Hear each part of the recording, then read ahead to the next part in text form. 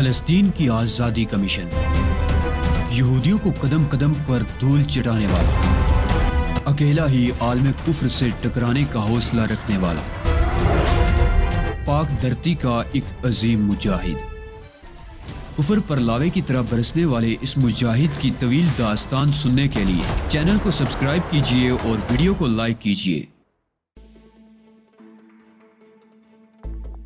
جنگل کا یہ ٹکڑا بہت زیادہ وسیع نہیں تھا۔ یہاں سے ہم ایک وسیع و عریض میدان میں نکل آئے جہاں چاروں طرف پہاڑی ٹیلے بکھرے ہوئے تھے۔ ایمل نے کہا، ان پہاڑیوں کی دوسری طرف جب ہم اس بڑے پہاڑی سلسلے کے دامن میں پہنچیں گے تو وہاں ہمیں ایسے غار مل جائیں گے جہاں جیپ کو بھی چھپایا جا سکتا ہے اور ہم خود بھی پوشیدہ رہ سکتے ہیں۔ میرا خیال ہے یہ پہاڑی ٹکڑا ہم 1-1.5 گھنٹے میں طے کر لیں گے اور صبح ہونے سے پہلے وہاں پہنچ جائیں گے۔ میں نے کوئی جواب نہیں دیا۔ پھر اس وقت رات کی گہری تاریکیاں صبح کی سفیدی میں ڈلنے لگی جب ہمیں وہ پہاڑی سلسلہ نظر آ گیا جو کافی بلند تھا اور تا حد نگاہ دونوں طرف پھیلا ہوا تھا۔ ایمل نے یہاں بھی مجھے گائیڈ کیا اور ہم نے بائیں سمت کا رخ اختیار کیا۔ تھوڑی دیر کے بعد ہم پہاڑی دیوار کے پاس پہنچ گئے۔ اب صبح کی روشنی نمودار ہو گئی تھی۔ ایمل نے کہا، باقی تو اور کوئی خطرہ نہیں ہے، صرف اسی میدان میں جیپ کے ٹائروں کے نشانات تلاش کیے جا سکتے ہیں۔ کوئی ایسی ترکیب ہونی چاہیے مگر نہیں، فکر مت کرو، ہوائیں چلتی رہتی ہیں اور خاص طور سے اس کھلے میدان میں ہوائیں تیز ہوتی ہیں۔ وہ یقیناً ٹائروں کے نشانات کو مٹا ڈالیں گی اور اگر نہ بھی مٹائیں تو فوراً ہی کسی کی توجہ اس طرف تو نہیں جا سکتی۔ وہ دیکھو، وہ ایک غار کا دہانہ نظر آ رہا ہے، لیکن ذرا ہوشیاری سے، اس میں کوئی درندہ بھی چھپا ہو سکتا ہے۔ میں نے جیپ کا رخ اسی غار کی جانب کر دیا۔ دہانہ تقریباً 4 فٹ کے قطر کا تھا اور اس میں تھوڑا سا جھک کر اندر داخل ہوا جا سکتا تھا۔ ایمل نے اپنے بائیں سمت کچھ ٹٹولا اور پھر ایک بڑی سی طاقتور ٹارچ نکال کر میرے ہاتھ میں تھما دی اور اس کے ساتھ ہی ایک پستول بھی۔ چلو غار کی تلاشی لیتے ہیں، لیکن ذرا احتیاط کے ساتھ۔ ہم دونوں جیپ سے اتر کر غار میں داخل ہوئے اور اندر پہنچ گئے۔ بڑا عجیب و غریب غار تھا، اندر سے بالکل کشادہ اور بالکل صاف۔ بہت دور بلندی پر ایک سوراخ سا نظر آ رہا تھا جس سے روشنی کی شعاعیں اندر داخل ہو رہی تھی اور ان شعاعوں نے غار کو اچھا خاصا روشن کر دیا تھا، لیکن یہاں کوئی جانور وغیرہ نہیں تھا اور نہ ہی اس طرح کے نشانات تھے جس سے یہ احساس ہو کہ کسی جانور نے کبھی اس طرف کا رخ کیا ہوگا۔ ایمل نے مسکرا کر میری طرف دیکھتے ہوئے کہا، ابتدا بہت اچھی ہوئی ہے، میرا خیال ہے غار ہمارے لیے بہترین پناہ گاہ بن سکتا ہے، چنانچہ یہیں ڈیرا ڈال دیا جائے۔ میں نے ایک گہری سانس لی۔ ایمل مجھے چھوڑ کر باہر نکل گئی تھی۔ تھوڑی دیر کے بعد وہ اپنا بیگ اٹھائے ہوئے اندر آ گئی اور اس نے بیگ ایک طرف ڈال دیا۔ اس کے بعد وہ دوبارہ باہر چلی تو میں بھی اس کے ساتھ تھا۔ جیپ کی سیٹوں کے نیچے طرح طرح کی چیزیں رکھی ہوئی تھی، باسکٹیں جن میں پھل اور خشک چیزیں موجود تھی، ایک کیروسین آئل سٹو، کچھ کمبل اور نیچے بچھانے کے لیے کچھ چیزیں۔ غرض وہ تمام انتظامات تھے جو کافی دن تک ہمارا ساتھ دے سکتے تھے۔ پانی کے کنستر بھی رکھے ہوئے تھے جو بہرحال ایمل سے نہ لائے گئے، میں ہی انہیں اٹھا کر اندر لایا تھا۔ میں نے تعجب خیز نگاہوں سے ایمل کو دیکھتے ہوئے کہا، کیا یہاں ہمیں طویل قیام کرنا پڑے گا؟ ہاں، بتا دوں گی، سب کچھ بتا دوں گی۔ اب جب ابھی تک کچھ نہیں پوچھا تو تھوڑی دیر تک اور انتظار کر لو۔ میں نے ایک گہری سانس لی۔ اس لڑکی نے واقعی مجھے حیران کر دیا تھا۔ ایمل نے زمین پر بستر بچھایا اور اس کے بعد اطمینان سے اس پر لیٹ گئی۔ کیسی سکون بخش جگہ ہے۔ اوہ، لیکن ایک بات تو میں بھول گئی ہوں۔ چلو چلو باہر آؤ، اس نے کہا اور ایک بار پھر میں اس کے ساتھ باہر نکل آیا۔ اب ہمیں ایسی جگہ تلاش کرنی ہے جہاں ہم جیپ کو دوسروں کی نگاہوں سے پوشیدہ رکھ سکیں۔ ہم ایسی جگہ کی تلاش میں نگاہیں دوڑانے لگے۔ ایک پہاڑی کٹاؤ نظر آیا جو اس غار سے تقریباً 100 گز کے فاصلے پر تھا۔ اس کٹاؤ سے گزرنے کے بعد ایک ایسی جگہ آتی تھی جہاں اگر جیپ کو پوشیدہ کر دیا جاتا تو سوائے بلندی کے اسے اور کہیں سے نہیں دیکھا جا سکتا تھا۔ یہ جگہ ایمل نے بھی پسند کی اور ہم نے جیپ کو وہاں کھڑا کر دیا۔ اس کے بعد ہم 100 گز کا فاصلہ واپس طے کر کے اسی غار میں داخل ہو گئے۔ ایمل اندر آئی اور پھر اپنے بچھائے ہوئے بستر پر بیٹھ گئی۔ بیٹھو، یہ بتاؤ ناشتہ تیار کروں؟ ویسے بھی صبح ہو چکی ہے۔ ایمل، میں نہیں سمجھتا کہ تمہارے یہ احسانات، بیکار باتیں مت کرو۔ تم یوں سمجھو کہ پاگل خانے سے ایک پاگل چھوٹا اور تم تک پہنچ گیا اور اب وہ اپنے پاگل پن ہی میں یہ حرکتیں کر رہا ہے۔ इस दीवानगी का तुम पर कोई एहसान तो नहीं है, एमल ने कहा और मैं खामोशी से उसकी सूरत देखने लगा। एमल ने उठकर केरोसिन स्टोव जलाया। वो तमाम इंतजामात करके लाई थी। केरोसिन स्टोव पर उसने कॉफी के लिए पानी चढ़ा दिया और फिर कॉफी के दूसरे लवाजमात के डब्बे खोलने लगी। काफी मिकदार में वो ये तमाम चीजें अपने साथ लाई थी। मैं उसे कॉफी बनाते हुए देखता रहा। फिर उसने कुछ डबल रोटियां निकाली और उनमें मक्खन वगैरह लगाने लगी। टोस्ट तैयार किए हंटर ब्रीफ निकाल कर सामने रखा और फिर कॉफी की प्यालियां लेकर मेरे पास आ बैठी। चलो नाश्ता शुरू कर दो। मैंने उसका शुक्रिया अदा किया और उसके साथ उसके बनाए हुए सैंडविच खाने लगा। एमल खुद भी मेरे साथ मसरूफ थी। उसके चेहरे पर एक अजीब सी कैफियत तड़प रही थी और मैं अकीदत की निगाहों से उसे देख रहा था। मोशे हरमोस की इस क्रिश्चियन लड़की ने मेरा दिल जीत लिया था और मैं उसका बेहद शुक्रगुजार था। अजीब सी लड़की थी, हर कैफियत, हर एहसान से बेनियाज, बस बेमकसद किसी पर एहसान करने की आदी। और जब उसे इस एहसान का एहसास दिलाया जाता तो वो बुरा मान जाती थी। बेहतरीन नाश्ता करने के बाद वो फिर अपनी जगह जा लेटी और मुझसे भी लेटने के लिए कहा। मैं उसके नजदीक बैठ गया था और मुसलसल उसकी सूरत देखे जा रहा था। वो मुस्कुरा दी। क्या देख रहे हो? कुछ नहीं एमल, कुछ नहीं। मैं तुमसे बहुत मुतासिर हुई हूँ अली। तुम्हारे किरदार में बड़ी खूबियाँ हैं। दर हकीकत मेरी ये एक कमजोरी है। मुझे ऐसे लोग बेहद पसंद हैं जो अपनी जिंदगी में कुछ ऐसे कारनामे अंजाम दे चुके होते हैं जो दूसरों के लिए बायसे हैरत हों। अंकल हावर्ड ने तुम्हारे बारे में जो कहानियां सुनाई वो हैरत अंगेज हैं। तुम तो जबरदस्त एडवेंचर पसंद इंसान हो और बस यूं समझ लो कि इसी चीज ने मुझे तुम्हारी तरफ मुतवज्जे किया है। मुझे माफ करना। जाहिर है मैं एक औरत हूँ। किसी तहजीब मालकम एक्स से मुझे क्या दिलचस्पी हो सकती है? मेरी दिलचस्पियां तो सिर्फ तुमसे वाबस्ता हैं। मैं तुम्हें पसंद करने लगी हूँ और इस पसंदीदगी का कोई खास सिला वसूल नहीं करूंगी तुमसे। तुम मेरी तरफ से मुतमईन रहो। जो कुछ तुम चाहोगे वही होगा और जो कुछ तुम नहीं चाहोगे उसके लिए मैं तुम्हें मजबूर नहीं करूंगी। भाई देखो ना, जब आदमी किसी के लिए कुछ करे तो फिर अपने मफादात से बेनियाज हो जाए। मैं नहीं समझता कि तुम्हारे अंदर कौन सी रूह मौजूद है। एक गंदी रूह जिसकी बहरहाल कोई तारीफ नहीं की जा सकती। एमल ने जवाब दिया। नहीं एमल, जो कुछ तुमने मेरे लिए किया है और अब तक जिस तरह बेलोस होकर किया है उसके तहत मैं छोड़ो यार, किन बातों में पड़ गए? एमल ने बेपरवाही से कहा और फिर अपने हाथ पांव जमीन पर फैला दिए। रोशनी तेज होती जा रही थी। गार बेहद ठंडा था और माहौल बहुत ही अजीब और दिलकश। थोड़ी देर तक खामोश रहने के बाद मैंने एमल से पूछा, ये कौन सी जगह है? इसके बारे में तुम कुछ बता सकती हो? काल्मो कैंपो का मशरकी इलाका, जहां हम काल्मो कैंपो से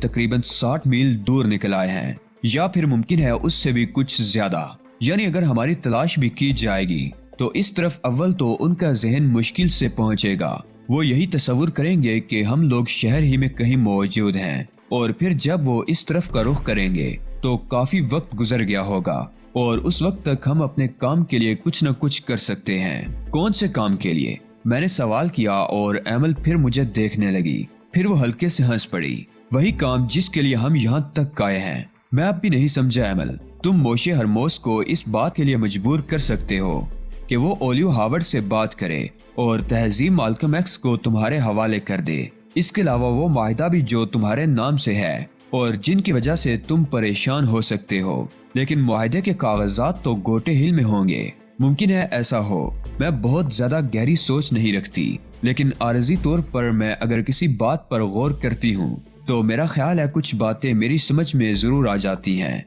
अंकल हावर्ड ने अगर उस मुआहदे के जरिए तुम्हें ब्लैकमेल करने का फैसला किया है तो फिर मुआहदे के कागजात अंकल हावर्ड के पास होंगे।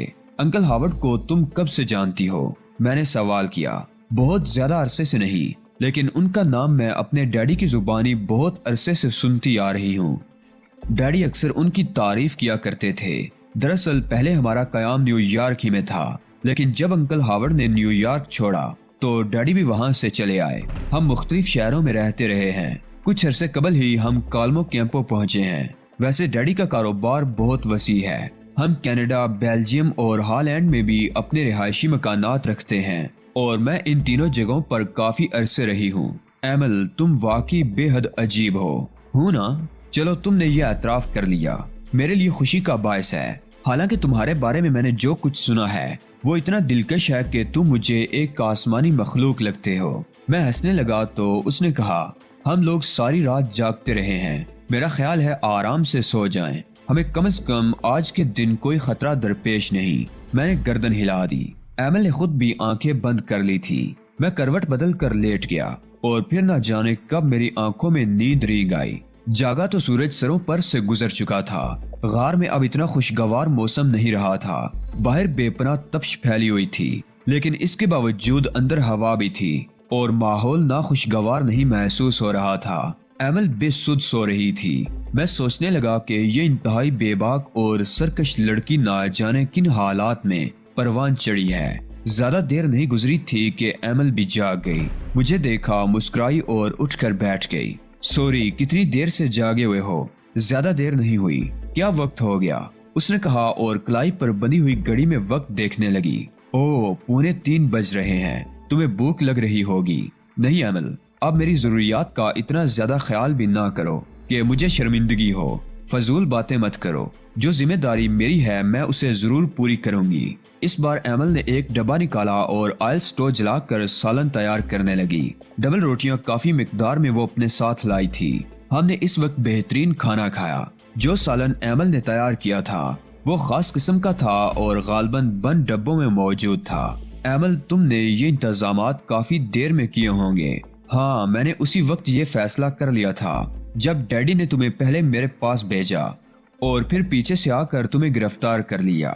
میں نے اسی وقت سے تیاریاں شروع کر دی تھی اور یہ فیصلہ کر لیا تھا کہ تمہیں نکال کر لے جاؤں گی۔ یہ ساری باتیں تو ٹھیک ہیں ایمل، لیکن اب ہم کیا کریں گے؟ کچھ نہیں، عیش آرام۔ یہ جگہ کافی دلکش ہے۔ افریقہ کے بے شمار خطوں کے بارے میں لوگوں کو صحیح طور پر اندازہ نہیں ہے۔ باہر نکل کر دیکھنا، بس ذرا شام ہو جائے، منظر بہت دلکش ہو جاتا ہے، ایمل نے کہا اور میں ہنس پڑا۔ کیوں؟ اس میں ہنسنے کی کیا بات ہے؟ ایمل، اس طرح یہاں کب تک وقت گزارا جائے گا جب تک وہ لوگ تمہارے کام کے لیے آمادہ نہ ہو جائیں؟ یہاں رہ کر ہم انہیں اپنے کام کے لیے کس طرح آمادہ کریں گے؟ جلد بازی کے عادی ہو علی۔ میں نے جب یہ سب کچھ کیا ہے تو تمہارا کیا خیال ہے کہ ان سے رابطے کا کوئی ذریعہ نہ رکھا ہوگا؟ کیا مطلب؟ میں چونک پڑا۔ اف، تو تمہیں بتانا ہی پڑے گا، ایمل نے کہا اور پھر اٹھ کر اپنا وہ بیگ کھولنے لگی جس میں اس کے کچھ لباس رکھے ہوئے تھے اور ایک چھوٹا سا چوکور باکس بھی تھا جس میں اوپر کی جانب ایریل لگا ہوا تھا۔ درمیان میں کچھ سوراخ اور بٹن نظر آ رہے تھے۔ یہ کیا ہے؟ میں نے چونک کر پوچھا۔ ٹرانسمیٹر۔ او، اور اس کا ریسیور کہاں ہے؟ موشے ہرموس کے پاس، ایمل نے رک رک کر کہا اور میری آنکھیں حیرت سے پھیل گئیں۔ پھر میں مسکرا اٹھا۔ او ڈیئر ایمل، تم واقعی گریٹ ہو۔ شکریہ شکریہ، میرے بارے میں ابھی تمہارے خیالات کافی تبدیل ہوں گے۔ اور بالآخر وہ شرارت سے مسکرانے لگی۔ اس بالآخر کے بعد کا مطلب میں سمجھ رہا تھا اور مجھے ایک لمحے کے لیے الجھن سی پیدا ہو گئی تھی۔ یہ بے باک لڑکی مجھے کھلی دعوت دے رہی تھی۔ اس نے ٹرانسمیٹر میرے ہاتھ میں تھما دیا۔ ابھی نہیں، ہم اس سلسلے میں رات کو کوشش کریں گے۔ لیکن تمہارا منصوبہ کیا ہے ایمل؟ کچھ نہیں، بس تم نے انتقامی جذبوں سے مجبور ہو کر مجھے اغوا کر لیا ہے اور مجھے سخت اذیتیں دے رہے ہو۔ میں بے حد اذیت میں ہوں اور روتے ہوئے میں اپنے ڈیڈی سے درخواست کروں گی کہ تمہاری شرائط مان لی جائیں اور تمہیں مطمئن کر دیا جائے، ورنہ تم مجھے قتل کی دھمکی دے چکے ہو اور اتنے ہی درندہ صفت ہو کہ تم مجھے قتل بھی کر دو گے۔ ہاں علی، یہ سب کچھ ضروری ہے۔ میں جانتی ہوں کہ موشے ہرموز ساری دنیا میں صرف ایک ہی چیز کو چاہتے ہیں اور وہ ہوں میں تمہیں شاید پہلے بھی بتا چکی ہوں کہ میرے بعد اگر انہیں کسی شے سے دلچسپی ہے تو وہ بے پناہ دولت ہے۔ بلا شبہ وہ ایک مذہبی آدمی ہے اور ہیکل سلیمان کی تعمیر کے لیے اپنے آپ کو وقف کر چکے ہیں۔ اپنی آمدنی کا 75% حصہ حکومت اسرائیل کو دیتے ہیں، لیکن ان ساری باتوں سے کہیں زیادہ وہ مجھے چاہتے ہیں۔ اگر میرے عوض کوئی ان سے ان کی تمام دولت بھی مانگے تو وہ اسے دے دیں گے، لیکن علی، میرے دل میں ان کے لیے پیار نہیں ہے اور اس کی وجہ میری ماں کا وہ تڑپتا اور سسکتا ہوا چہرہ ہے جو آج بھی میری نگاہوں کے سامنے رہتا ہے۔ کاش ایمل، میں تمہیں تمہاری ماں واپس دلا سکتا۔ ایسے الفاظ ہی کیوں ادا کیے جائیں علی جنہیں پورا نہ کیا جا سکتا ہو۔ چھوڑو، مجھے غم زدہ مت کرو۔ میں سب کچھ بھول جانے کی خواہش مند ہوں۔ رات کو ہم دونوں باہر نکل آئے۔ آسمان پر چاند نکلا ہوا تھا۔ ابتدائی راتوں کا چاند تھا جو آخری راتوں میں ڈوب جاتا تھا۔ پہاڑیوں پر پراسرار سناٹا چھایا ہوا تھا۔ بہت دور نظر آنے والے جنگل سے پرندوں کی آوازیں ابھر رہی تھی۔ پچھلی رات یا تو ہم نے ان آوازوں پر غور نہیں کیا تھا کیونکہ اپنی ہی مصیبت میں گرفتار تھے، یا پھر یہ آوازیں سنائی نہیں دی تھی۔ ہم ایک اونچی چٹان پر بیٹھ گئے۔ پستول ہم دونوں ہی کے پاس موجود تھے اور کسی بھی لمحے ہم کسی خطرے کا مقابلہ کرنے کے لیے تیار تھے، لیکن یہاں ان چٹانوں پر کوئی خطرہ نہیں تھا۔ اگر کوئی درندہ اس طرف کا رخ کرنے کی کوشش بھی کرتا تو بہر طور اسے خاصا فاصلہ طے کرنا پڑتا۔